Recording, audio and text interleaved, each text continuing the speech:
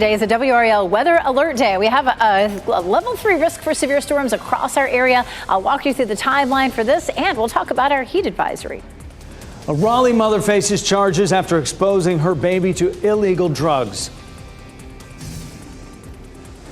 And if you can't give a yes or no on Because- whether or not Trump lost, then how Well, can... Of course he lost. And Florida Governor Ron DeSantis rejects former President Trump's claim that he won the 2020 election. Today's a WRAL weather alert day. Damaging winds are likely this evening with a level 3 risk for severe storms for most of our viewing area. Good afternoon to you. I'm Jeff Hogan. And I'm Renee Chu. Thanks for joining us. This is a live look from our camera at RDU International Airport. Elizabeth Gardner is in the WRAL Severe Weather Center with a look at when the worst will be moving through your area.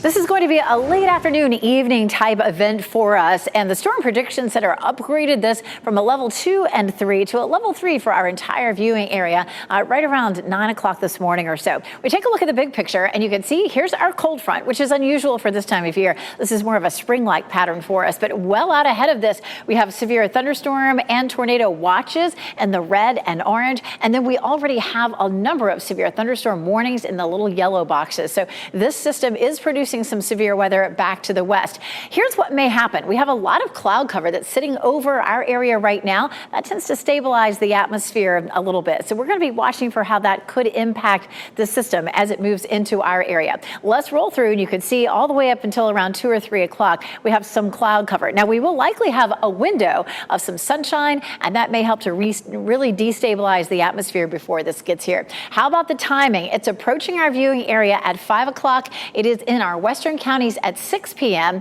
and then it's moving through pretty quickly at 7 o'clock across the Triangle area and toward the I-95 corridor. What we're watching for is the leading edge of this system. That's where the strongest winds will be, mostly straight line winds, but those can easily do as much damage as a tornado, and there could be some isolated tornadoes with this. The leading edge is moving out of the viewing area in the 8 o'clock hour, but the Futurecast still shows some lingering rain behind it. We could be looking at as much as an average of ½ an inch. So our window is really going to be between 6 and 9 to see the severe weather as it moves from west to east across our area. Here's what may be tricky. We take a look at downtown Raleigh. It is cloudy right now. We take a look at our high resolution satellite, and from the Triangle area westward, we've had a bank of clouds for much of the morning. Now in our eastern counties, we're seeing warmer temperatures. That's going to destabilize the atmosphere. Notice there in Clinton, it's feeling like 95. It feels like 93 in Fayetteville. It feels like 81 in Durham and Raleigh and 77 in Roxborough, but 95 in South Hill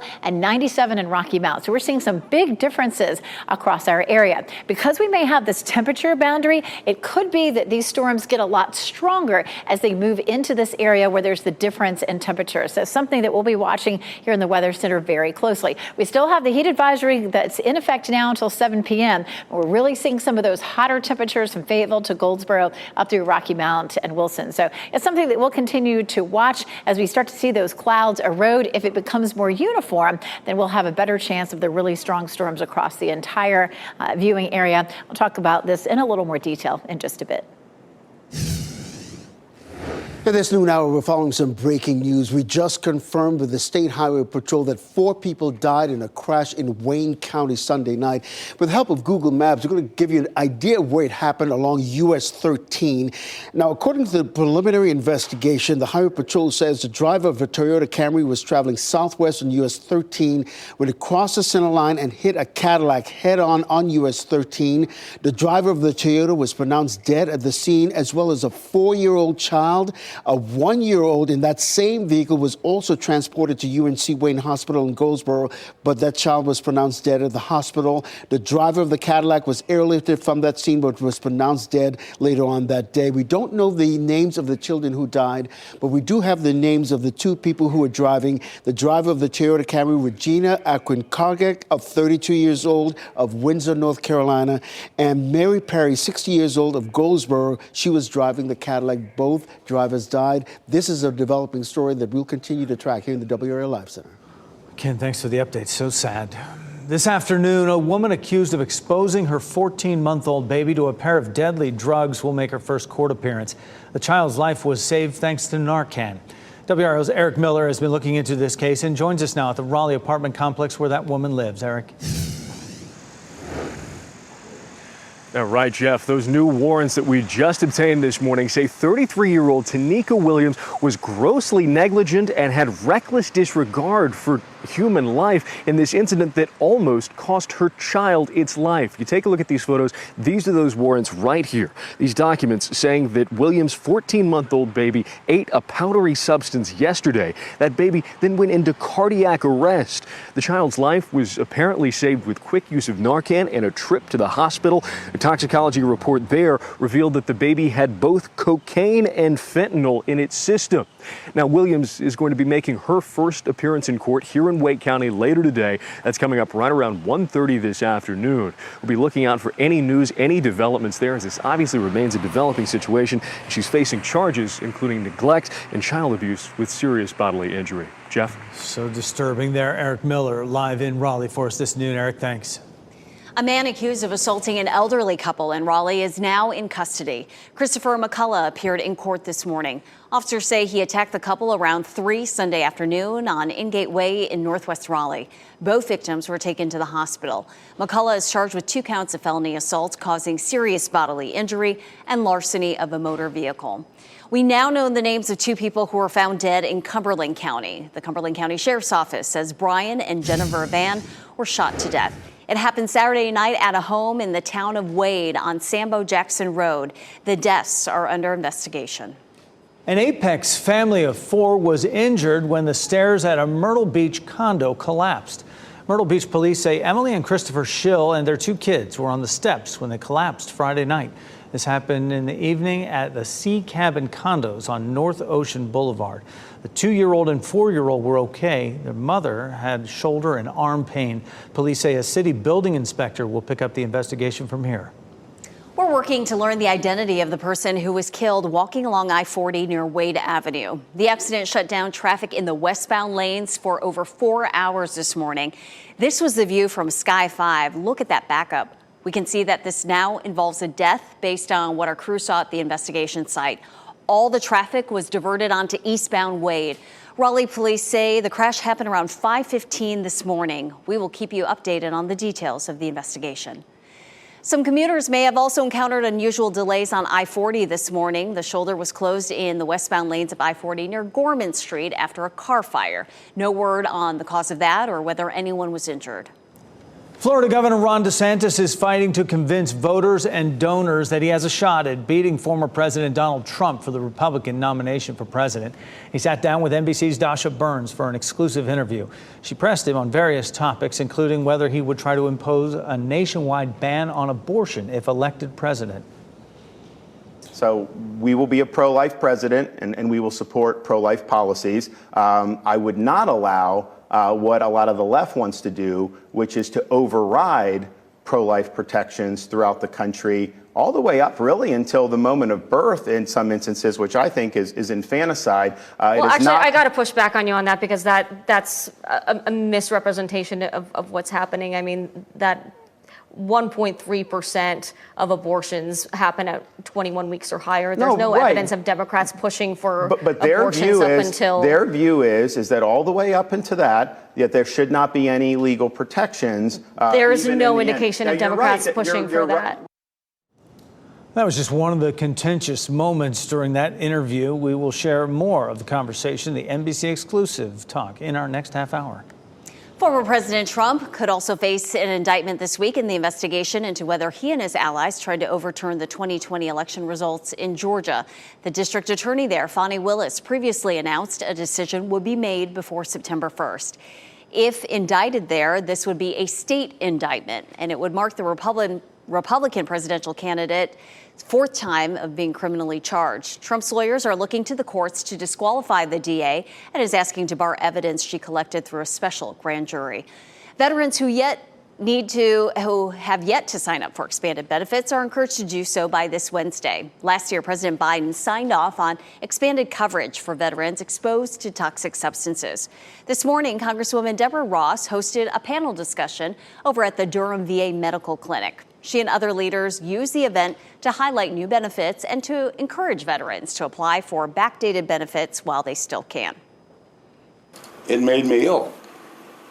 I mean, I had diabetes, I got 5 different cancers in my system, so I'm doing well now. The people who need to be educated, tell me how you... Once again, the deadline to sign up for expanded benefits for veterans is Wednesday. 2 conservative groups are suing to block President Biden's student loan debt forgiveness plan. The lawsuit filed in Michigan would block the administration's plans to cancel nearly $40 billion in student loans for more than 800,000 borrowers. The groups say the administration doesn't have authority to void the debt. The Biden administration's new plans follow the Supreme Court's decision to strike down a broader $400 billion cancellation plan. Take a look at how stocks are moving this noon. Dow Jones Industrial Average is certainly on the move as trading begins the week, up 355 points right now. The NASDAQ and S&P 500 are up marginally. NASDAQ 25 points. S&P 500 is up 26 points. And just speaking of moving, some major news when it comes to Major League Soccer here in our state. I want to take you to these live pictures right now. This is a news conference happening right now, which NCFC majority owner Steve Malik and other NCFC soccer executives, they are announcing that the team is moving up a division and rejoining the USL Championship Soccer League next season. This is actually a return to the USL for NCFC after a 3-year absence. The team is currently playing in Division 3 USL League 1. This will increase the teams featured in the USL Championship League to 26 teams, which will also include the expansion Rhode Island FC team. Again, this is a news conference happening right now. You can see our mic flag right there. Our sports reporter is there. Look for new reporting about this expansion starting at 4 right here on WRAL and, of course, on WRAL.com. Exciting news for the North Carolina Football Club. Megan Rapinoe was emotional watching her team's early exit from the Women's World Cup Sunday. The soccer star came on as a late substitute against Sweden, but missed her penalty in the shootout. This is like a sick joke. For me personally, I'm just like, this is dark comedy. I missed a penalty. This was Rapinoe's final Women's World Cup game. The U.S. lost 5-4 in the penalty shootout. It was an underwhelming World Cup run. The team managed just 4 goals in 4 matches during the tournament. In its previous 8 World Cup runs, the U.S. averaged over 17 goals per tournament. WRAL's month-long Clear the Shelters campaign is underway. You can scan the QR code right there on your screen for details. We are making it easy for people to donate online to shelters and rescues and possibly find the next furry member of your family. Even if you can't adopt, you can help homeless pets. Find our shelter wish list, including items they need and volunteer opportunities at WRAL.com/shelters. And next at noon, a child prodigy, how a 14-year-old girl is spending her summer researching ovarian cancer. Also pushing for a hybrid work schedule, how Google is trying to lure its employees back to the office. Plus, talking to your little ones about stranger danger, how experts say that conversation should go. Download the new WRAL streaming apps on Roku, Fire TV, Apple TV, and Android TV.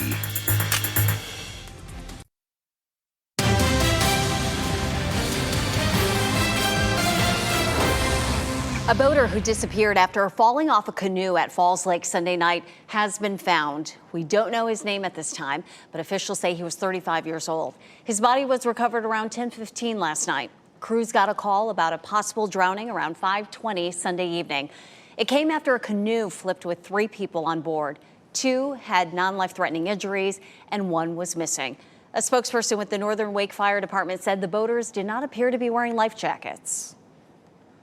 This thing can occur, and it does, unfortunately, too often because a lot of people just are unprepared. Several departments, including the Wake County Sheriff's Office and EMS, helped search for the missing man.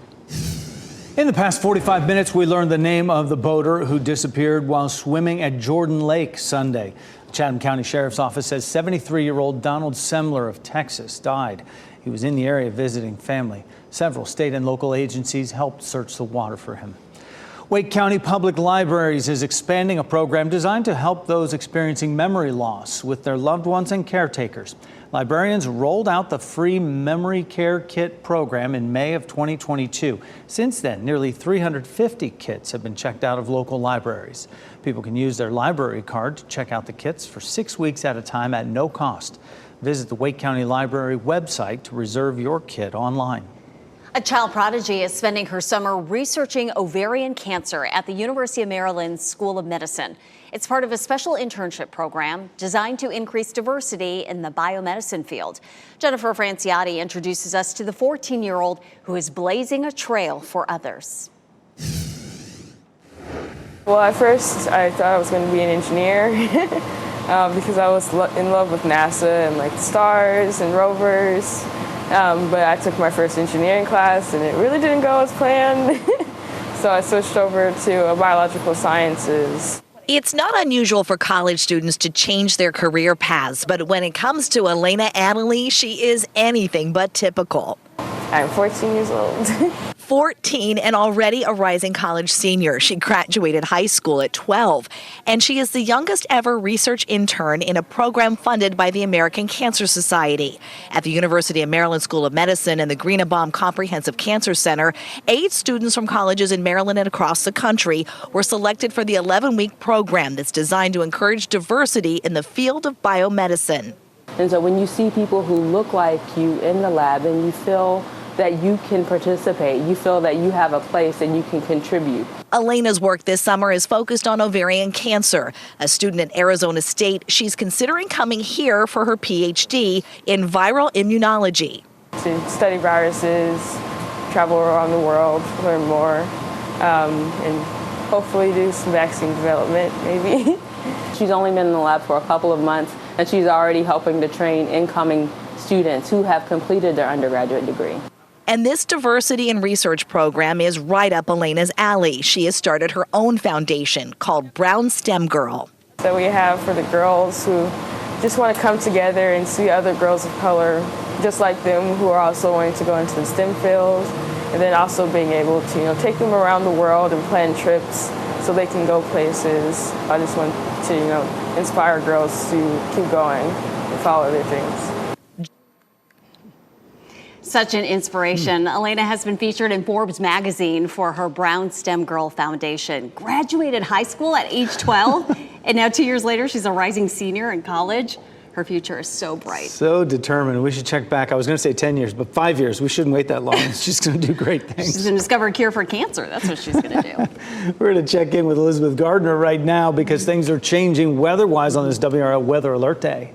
Right now, we're taking a look at our severe weather threat, which is a level 3 for the entire viewing area. But we have some things happening right now that will be interesting to watch as we get through the afternoon. I mentioned that at the beginning of the newscast. We do have a tornado watch there well to our west. This is on the other side of the mountains. That expires at 7 o'clock. But you can see those yellow boxes popping up. Those are severe thunderstorm warnings, and there's a severe thunderstorm watch that's down to the south. So this is getting cranked up back off to the west. The big question is what's going to be happening across our area when the cold front arrives. Let's take a look at what's going on right now. We have some cloud cover from the triangle area westward. That keeps our atmosphere cooler and more stable. There's not as much energy for really powerful storms to develop. But if we get a big break in the clouds, even as early as 3 o'clock, we'll still have a few hours for the atmosphere to destabilize and have the ability to produce some strong thunderstorms. So it'll all depend on what happens over the next couple of hours. Right now, we're looking at 5 o'clock as those storms are approaching. This version of Futurecast still shows the strong line of thunderstorms coming through at 6 o'clock from Roxborough to Durham down towards Southern Pines. It moves across the triangle area in the 7 o'clock hour down across Johnston County and toward Fayetteville and Clinton as we get into the 8 o'clock hour, lingering some rain behind it. Heavy rain will come with this, but we're not likely to see flooding. We are likely to have the potential for some strong straight line winds that could do some damage, like knocking down trees and causing some isolated power outages. This is a look west across Wake County. You can see the cloud cover here. You can also see those clouds breaking up. Right now it is 79 officially at the airport, but the airport's on the west side of Wake County. Lots of moisture in the atmosphere, plenty of that with a dew point of 73. And you can see from Raleigh westward, lots of cloud cover here. It is eroding on the edges, and so it does look like it's dissipating, and we should end up seeing some of that sunshine destabilizing the atmosphere. But we have a long way to go. 79 our temperature in the triangle and up toward Roxborough. Our heat index only 81. It's 93 in Fayetteville, 95 in Clinton, and 97 in Rocky Mount, 95 in South Hill. So all of our eastern counties are well on the way to seeing that heat index at 105 to 107. So Fayetteville, down in St. Sampson County, Goldsboro, Wilson County, really all along and east of I-95. I feel pretty confident that we'll hit 105 to 107. The bigger question is going to be from Raleigh westward. So I dropped the high temperature for Raleigh to 93 and to Durham to 92. We still have a long way to go to get there, over 10 degrees. But if we start to see more sunshine, that's reachable. Our dew points high at 73. So as I mentioned, lots of moisture in the atmosphere. If we see a high of 93, the heat index in the triangle could be 101. But again, just down the road, it could easily be at 105 to 107. This whole front, when it moves through, it's going to take along a lot of moisture with it. So it won't be as humid the next several days. And our high temperatures are likely to be in the low 90s. So that's going to be the big change that we'll end up seeing. We have a chance of some scattered thunderstorms on Thursday. And we'll talk more about how things are progressing with this system coming up again in just a few minutes. Elizabeth, thanks. Our team of meteorologists will be watching the track of this weather system all day long. We'll let you know about any changes with live updates at 1:25 and 1:55. And join us for the news at 4. Our team of meteorologists and reporters will keep you weather aware so you know what to expect and when. Also ahead at noon, Google is offering employees another perk as the company tries to integrate hybrid work days. Plus, you don't want to create anxiety and fear of your child, but you want to balance that with their safety and their security. A pediatrician has guidance for parents on how to talk to their kids about stranger danger.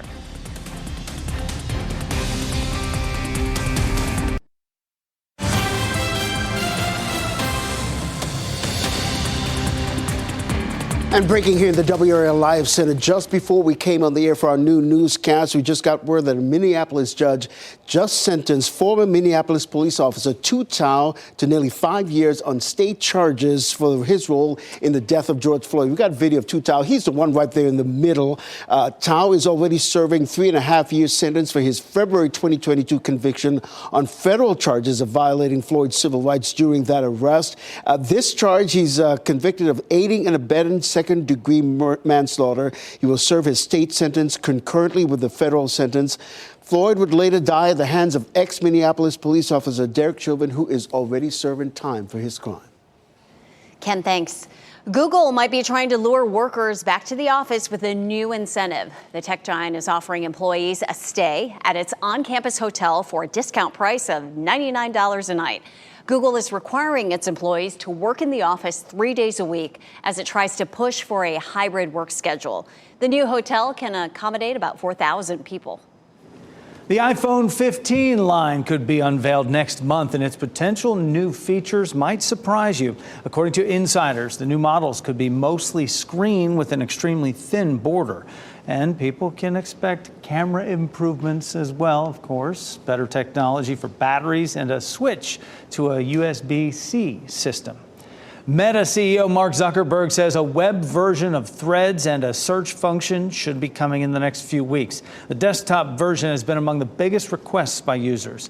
Threads has also rolled out the ability to see your liked posts through an update. Over the weekend, they did that. Users can find their liked posts in their settings. They can also now sort through their following lists by latest first or earlier first.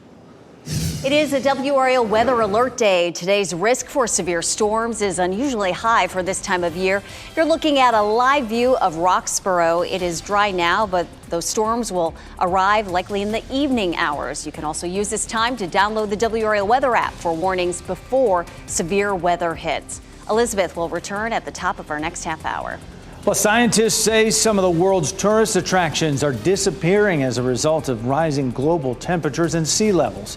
What this could mean for the communities that rely on tourism dollars. And here are your winning lottery numbers. NC Education Lottery on your screen right now.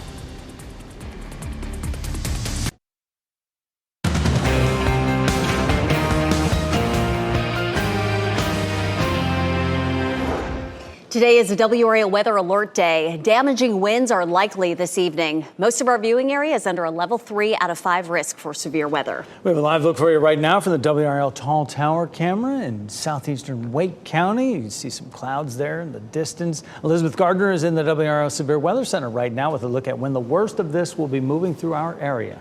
This is going to be an evening event for us. We're likely to see the thunderstorms moving close to our viewing area as early as 5 p.m. and then moving on out by the time time we get to 8 or 9 o'clock. Of course, damaging wind would be our biggest threat with this. An isolated tornado is not out of the question, but straight line winds can do as much damage as a tornado. So it's a situation you want to take very seriously.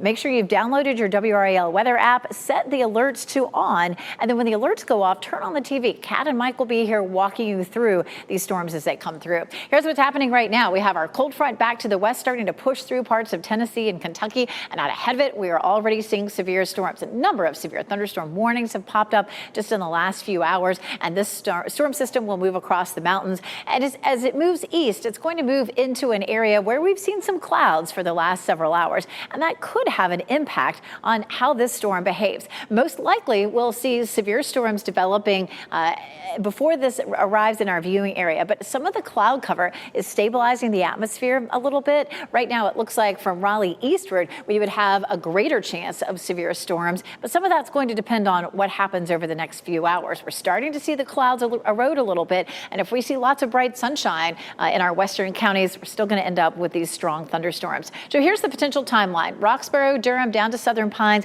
at 6 o'clock, and of course, it's the leading edge of these storms that we're most concerned about. That's where the strongest winds will be and the greatest chance to see damage. At 7 o'clock, that's just west of Rocky Mount, Goldsboro, down toward Fayetteville, and then moving out of the viewing area in the 8 o'clock hour with some lingering rain behind it. That's not our only issue for today. We also have a heat advisory. First of all, let me show you again that timeline. Between 6 and 8 or 9 is going to be the greatest chance of those severe storms. And Raleigh now, we're starting to see a little bit more sunshine. So we're starting to see those clouds erode pretty quickly, and that will make a big difference. There's still a lot of cloud cover between Greensboro, Sanford, and western Wake County. But as long as that dissipates, we're still going to be on track to seeing some of those stronger thunderstorms. Right now, it is 86 in Fayetteville, 85 in Clinton, but it feels like 95 in Clinton. It feels like 97 right now in Rocky Mount and 95 in South Hill. It's a little cooler in the Triangle, but that is likely to change over the next few hours, and we'll take another look at it coming up in just a few minutes. Elizabeth, thanks. Former President Donald Trump lost the 2020 presidential election. Florida Governor Ron DeSantis made that statement during an exclusive interview with NBC's Dasha Burns. She's on the campaign trail with him in Iowa with that story. If the election is a referendum on Joe Biden's policies and the failures that we've seen, and we are presenting a positive vision for the future, we will win the presidency and we will have a chance to turn the country around. If, on the other hand, the election is not about January 20th, 2025, but January 6th, 2021, or what document was left by the toilet at Mar-a-Lago, if it's a referendum on that, we are going to lose. But and that's Trump just the reality. Race, you know, with Trump in the race, that is largely what it's going to be about. And right now, you're not fighting against Joe Biden. You're fighting against Trump. That's not a pathway for success for the Republican Party. I think a lot of our voters understand that. Yes or no, did Donald Trump lose the 2020 election? Whoever puts their hand on the Bible on January 20th every 4 years is the winner. Okay, but respectfully, you did not clearly answer that question. And if you can't give a yes or no on whether or not Trump lost, then how can... Of course he lost. Trump lost the 2020 election. Of course. Okay. Joe Biden's the president. But the issue is, I think what people in the media and elsewhere, they want to act like somehow this was just like the perfect election. Governor DeSantis fighting his own battle to convince voters and donors that he has a shot at beating Mr. Trump, despite lagging poll numbers, a campaign cash crunch, and relentless attacks from his rivals. Recently, his biggest individual donor threatening to pull back his cash unless Governor DeSantis takes less extreme positions and shows he can win over moderates. A chief concern, the 6-week abortion ban DeSantis signed in Florida. It's an issue Democrats have worked to use against him and other Republicans on the campaign trail. The governor has implied the issue should be left to individual states. So would you veto any sort of federal bill that tries to put a nationwide ban in place? So we will be a pro-life president, and we will support pro-life policies. I would not allow what a lot of the left wants to do, which is to override pro-life protections throughout the country, all the way up really until the moment of birth in some instances, which I think is infanticide. That was Dasha Burns reporting. Florida has long allowed anyone who wants to vote by mail to do so, whereas Trump is a vocal opponent of that practice. For the 2024 election, the Republican National Committee has been trying to get GOP voters to embrace early voting, including voting by mail, after years of former President Trump putting down the practice. Part of Lynn Road in Raleigh was closed for a while last night after a crash involving a state highway patrol trooper. It happened at the intersection of Lynn Road and Creedmoor Road. The trooper was taken to the hospital with minor injuries. An SUV was also involved in that crash. It had a shattered windshield. The airbags went off, but nobody was hurt. Part of Lynn Road was closed for about an hour. The cause of this crash is still under investigation. A vote is set for tonight to name a portion of I-40 after longtime state representative Larry Bell. The interstate would be renamed from mile marker 352 to 357 in Sampson County. Bell represented both Sampson and Wayne counties during his 18-year career. Well, happening now in the WRAL Live Center. Just about 15 minutes ago, we told you about NCFC moving up a division to Division II in the National and the Soccer League. But we also heard from the majority owner of NCFC, Steve Malik. He talked about Wake Met Soccer Park and all the development around that soccer park, including the Fenton development. He says the move by NCFC isn't just about sports. It's also about the economics of Cary and the Triangle and surrounding areas as well. The development is fabulous. There's 13 bars and restaurants, and it's right beside our stadium. So it's had a huge impact on changing the game day. And just like everyone else who lives in this region is experiencing, we're growing. So I think that, Wake Med is a lot better place than it was if you haven't been out there in the last 18 months. Big news for NCFC and soccer fans here in the Cary and Triangle area. Ken, thanks. Something parents of younger children should add to their back-to-school checklist: a talk about stranger danger, how to best start that conversation, and what you'll want to cover. Plus, some stores go only self-checkout. Does that mean you want to check out?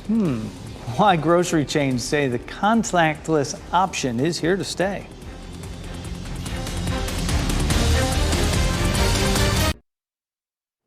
Tourist sites are only tourist sites if people actually visit them. But some communities say the effects of human-caused climate change are threatening popular tourist destinations around the world. Krista Mayo takes a closer look. A growing number of scientists say rising global temperatures and sea levels are causing some of the world's bustling tourist attractions to face an uncertain future. It's spelling concerns for the towns and businesses that rely on popular landmarks for their economic survival. It's the #1 tour or destination in our town. Alaska's Mendenhall Glacier is a prime example. It attracts thousands of visitors every year, with cruise ships docking nearby and tourists chartering buses, helicopters, and boats to catch a glimpse of the glorious ice. And that's gone. I don't know. That would be quite the same draw for them. But data from the University of Alaska Southeast reveals the glacier is melting rapidly. From 2007 to 2021, warmer temperatures as a result of human-caused climate change have caused the glacier's face to retreat the distance of 8 football fields. And by 2050, experts predict the glacier will have melted so much it may no longer be visible from the visitor center. The issue is causing tour groups to think of other ways that they can earn money in the future. It's one of the many reasons why we have developed whale watching is such a large part of our business now, as well as city tours. As Krista Mayo reporting, the United Nations recommended Venice be added to its list of World Heritage Sites in danger, saying Italian officials aren't doing enough to protect the city and its tourists from the damaging effects of climate change. Self-checkout lanes were ideal during the pandemic as a way to keep us safe.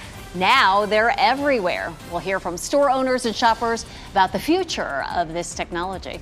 Plus, Beyonce might run the world, but not even she is a match for Mother Nature. How long members of the Beehive were forced to shelter in place due to severe weather.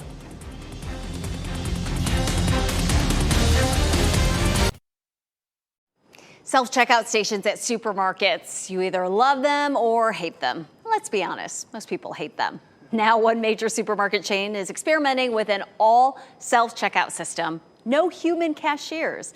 Will others follow? George Solis has a closer look. Place your item in the bagging area. They are supermarket contraptions. Help is on the way. Causing super headaches. Place your item in the bagging area. The self-checkout lane. I hate self-checkout. Those machines do not work. Last resort. Last resort for me.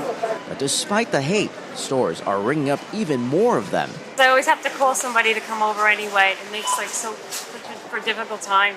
Kroger, one of the nation's largest supermarket chains, has just converted one of its stores to self-checkout only. Walmart and Dollar General also experimenting with no-man registers. If your store went full self-checkout, how big of a problem would that be for you? Huge. But are we now at a point where it is here to stay forever? Oh, yeah. I don't see we're turning back on this. Stu Leonard Jr. owns 7 stores in the New York area and says he's noticed an obvious trend. The younger people embrace it and love to use it more than older people. I don't see much gray hair in the self-checkout line. He says 75% of his customers still prefer human cashiers, so he's keeping them. But there are labor savings with self-checkout. We have one cashier for one customer at the regular checkout lane. Over here, we try to have 8 of them, I think, and we have 2 people on board right now. The ratio now goes 4 to 1. There's some growing pains associated with it. Just like any technology, self-checkout, there are growing pains. Here's where things can really go off the rails. This can of beans, no problem. These organic bananas, well, that's a whole nother story. Help is required for this item. Help is on the way. Leonard believes the technology will get better and customers will get more used to it. Others, however, aren't as optimistic. I don't think that there's one shopper in the nation who would like to go to an all self-checkout store. And frankly, as these retailers are putting in more stores that are only self-checkout, I think their sales are going to decline. By one estimate, 95% of stores now have some form of self-checkout, so it's unlikely any of them will bag the concept soon. George Solis, NBC News, New York. 95% of stores now have some form of self-checkout. It's unlikely any of them will do away with it. Not even the queen bee was a match for Mother Nature. Concert goers were forced to shelter in place ahead of showtime last night at FedEx Field due to lightning in the area. The fans outside the gates and in the parking lot were asked to return to their cars. All fans inside the stadium were asked to shelter in place under covered concourse areas. And about 2 hours later, the all clear was given and the show did go on. Get this, though, the Renaissance Tour paid the D.C. Metro Service $100,000 to remain open so fans could get home safely. That is quite a nice gesture right there. Well, we certainly want people to be aware of what's to come for the evening commute. We want people to get home safely. Meteorologist Elizabeth Gardner in the WRAL Severe Weather Center tracking our severe weather risk level 3 for most of the viewing area. And that is unusual at any time of year, but especially this time of year. So the level 3 does cover almost the entire viewing area. It's a great time to download your WRAL weather app if you haven't done so, and then go in and turn on alerts, especially for severe thunderstorm warnings and tornado warnings. We'll likely have some of those with a level 3. We typically do.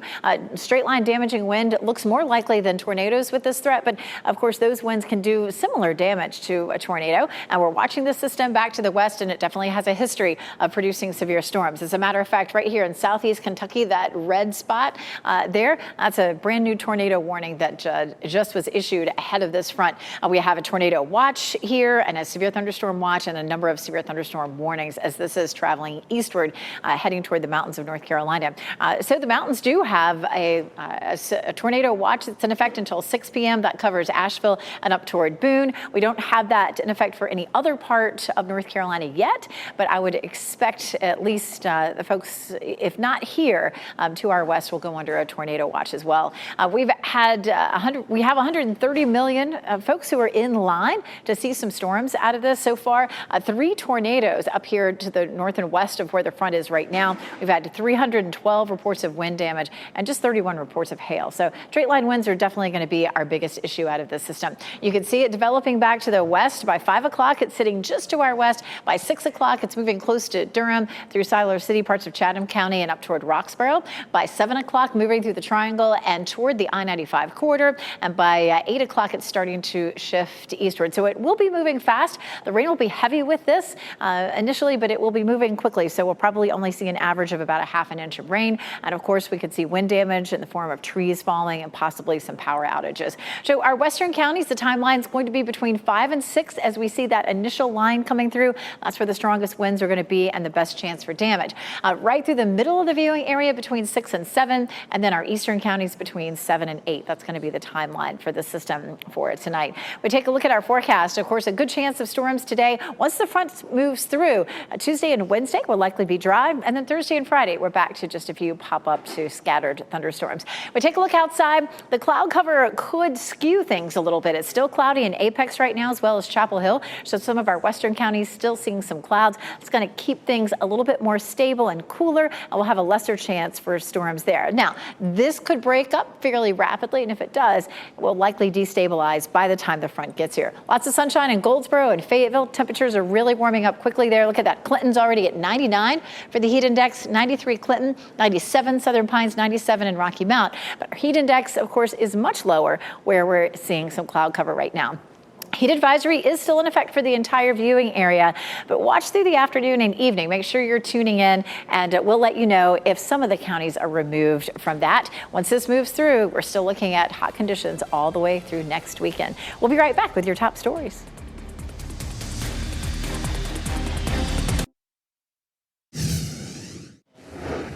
As we wrap things up, here's a look at a few of the headlines we're following today.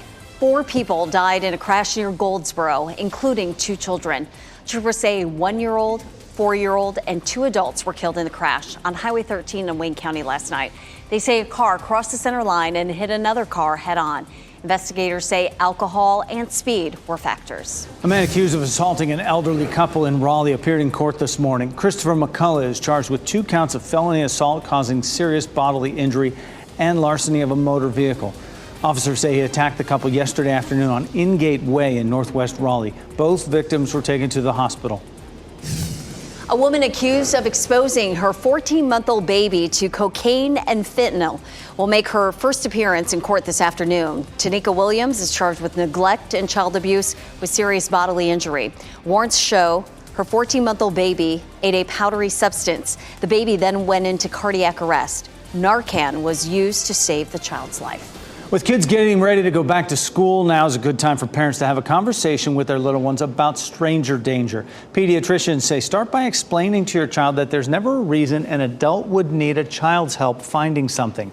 Parents should go over some scenarios where a bad person might ask them for help. It's also helpful to come up with a family password. I tell my patients to have a secret family password that is only between your family. So if someone comes up to my child and says, hey, your mom's running behind, she was at the hospital, she was in a car accident, she told me to pick you up.